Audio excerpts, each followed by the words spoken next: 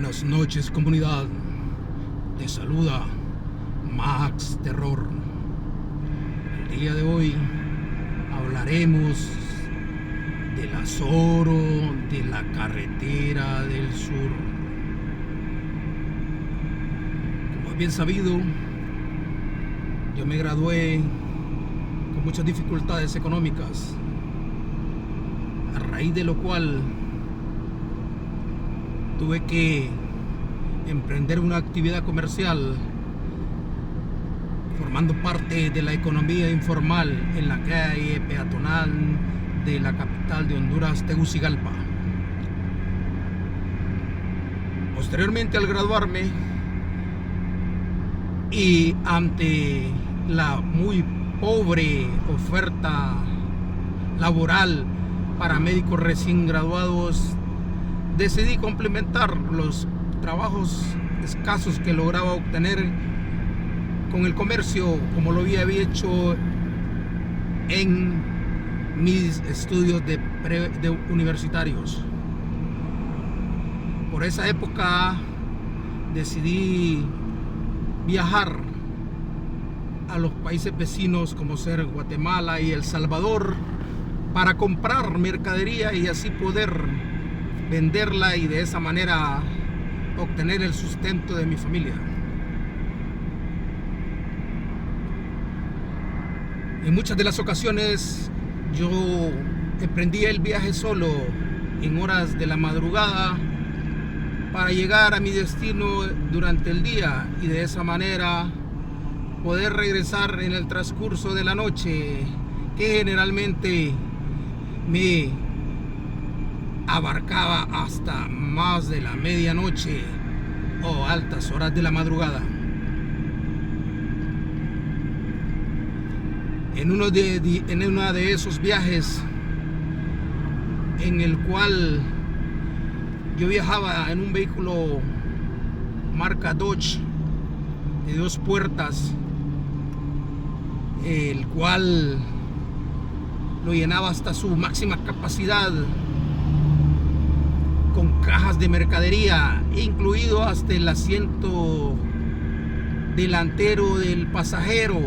para no desperdiciar ningún milímetro de espacio en ese vehículo.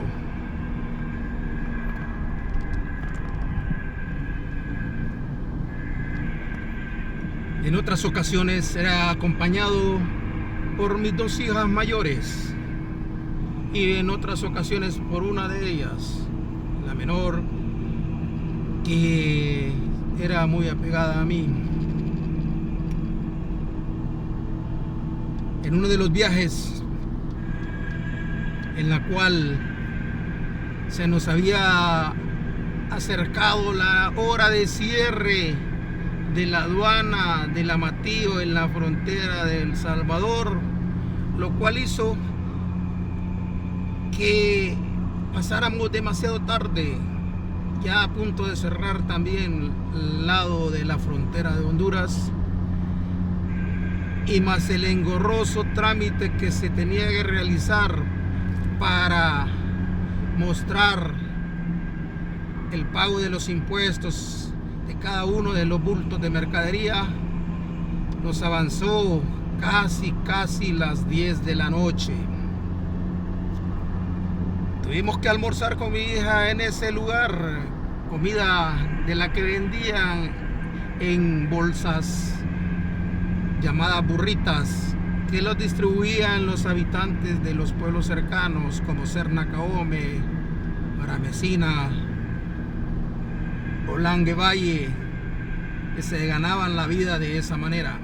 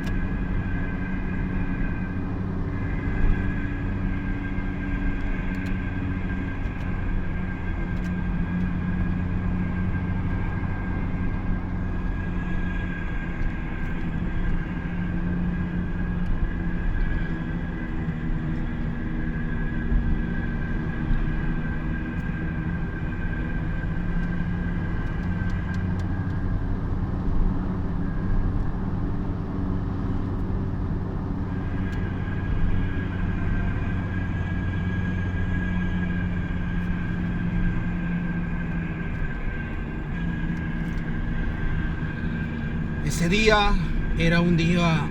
bastante especial, con una oscuridad que no permitía ver más allá de la punta del vehículo en que nos conducíamos. Habían grandes nubarrones que presagiaban una tormenta eléctrica con abundante precipitación de agua a lo largo y ancho de la carretera, lo cual hizo que nuestra tensión aumentara con mi hija y nos preocupáramos por lo que podíamos encontrar en el camino: algún accidente, algún animal o semoviente que se encontrara en la calle y nos pudiera ocasionar un accidente. Después de la respectiva revisión de la aduana y en cada uno de los puntos de revisión de los policías y de los militares, logramos avanzar y salir a carretera abierta,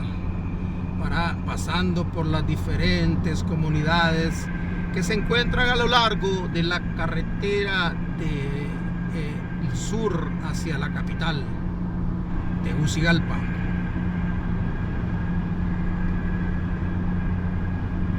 En el momento que estábamos cruzando o pasando en los alrededores de el municipio de Ojojona y Santa Ana, a mitad de camino, la precipitación de la lluvia era más fuerte, cosa que ni los parabrisas lograban dejar limpia el vidrio frontal y de esa manera poder ver adecuadamente.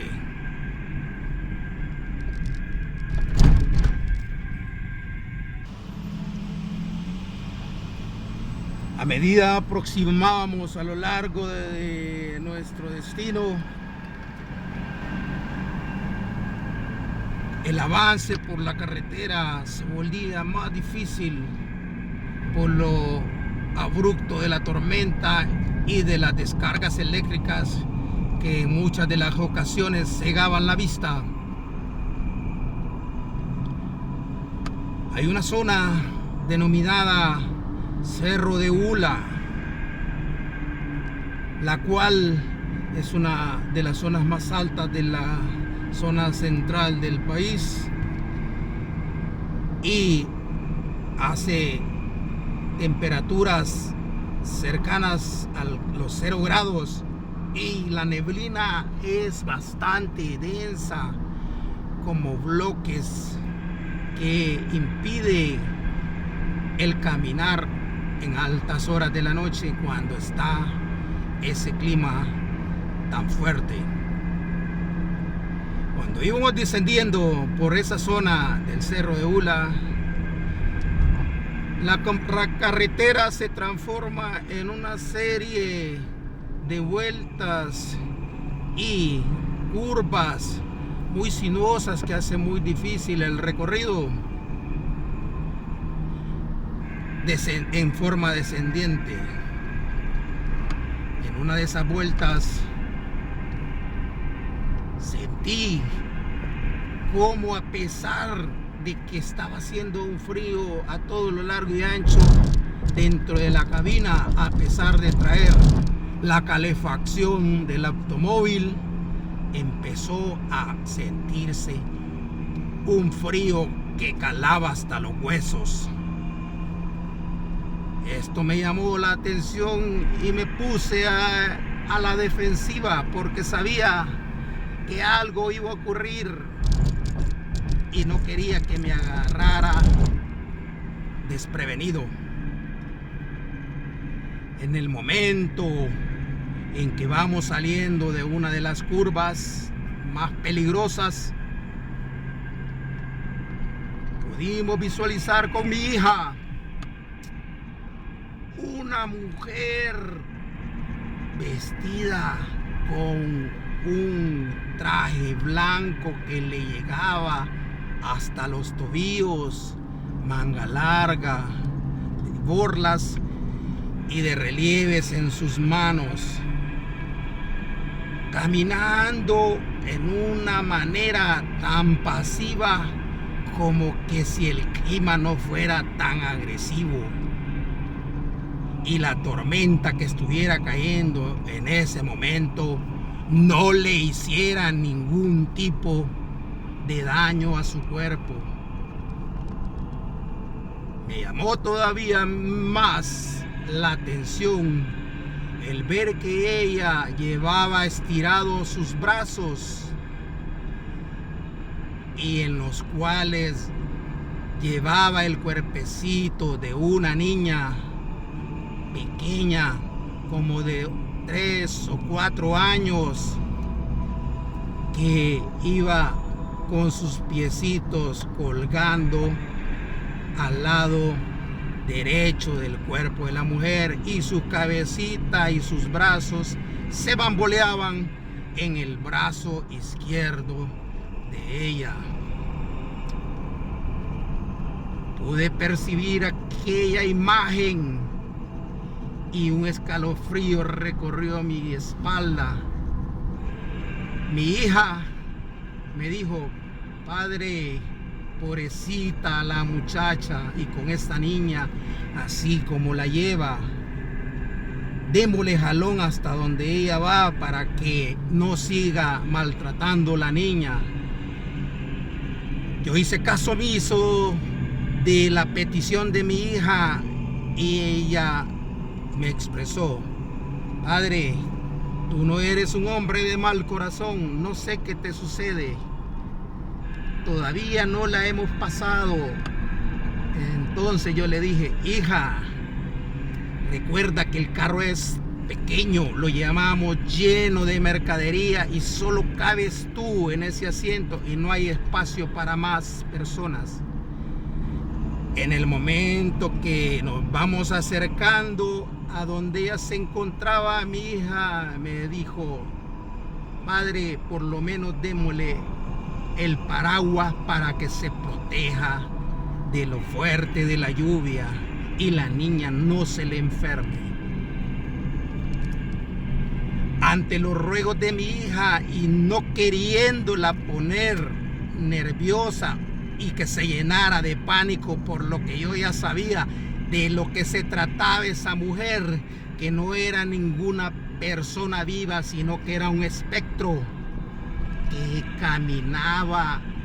sin ninguna prisa a través de la tormenta y el frío de aquella carretera. La pasé y casi a los 10 metros giré, di vuelta al carro para poder estacionarme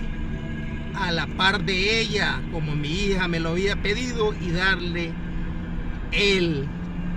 paraguas para que ella se resguardara. Cuando logramos hacer esa maniobra en la carretera y nos volvimos a colocar hacia abajo para encontrarla, sin perderla de vista mientras lo hacía, al momento de estar cerca de ella, casi en la punta del carro, este espectro desapareció en el aire, en nuestra presencia, por lo cual mi hija empezó a balbucear y me dijo: padre, no se detenga, que esto es algo malo. Yo no tenía la intención de pararme, pero quería que ella comprobara que no era alguien vivo a quien estábamos tratando de proteger de la inclemencia del ambiente. Continuamos nuestro recorrido, pero el terror no abandonaba nuestros cuerpos a medida que avanzábamos hacia la carretera hasta llegar a la colonia El Luarque, que es la entrada de Tegucigalpa. Este evento marcó severamente mis viajes mientras era comerciante en la década del 2000. Soy Max Terror. Si te gustó, suscríbete, dame like y comparte con tus amigos para que este canal crezca. Te deseo muy buenas noches.